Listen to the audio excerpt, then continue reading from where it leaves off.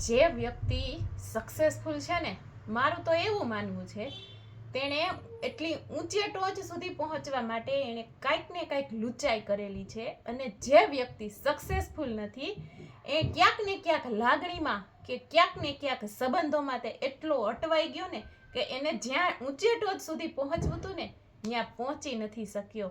હું એમ નથી કહેતી કે તું સ્વાર્થી બની જા ભાઈ, પરંતુ જ્યાં તારા હકનું આવે છે, જ્યાં તારા પરિવારની વાત આવે છે ને, ત્યારે તો તું થોડો સ્વાર્થી બનવાનો આ કળિયુગ છે સાહેબ. બાકી માણસો તો છે ને, જ્યાં સુધી તમે સમજશો નહીં ને, જ્યાં સુધી તમારી નાદાની એમનેમ રાખશો ને, ત્યાં સુધી ચોકની જેમ તમને ઘસે જ રાખશે.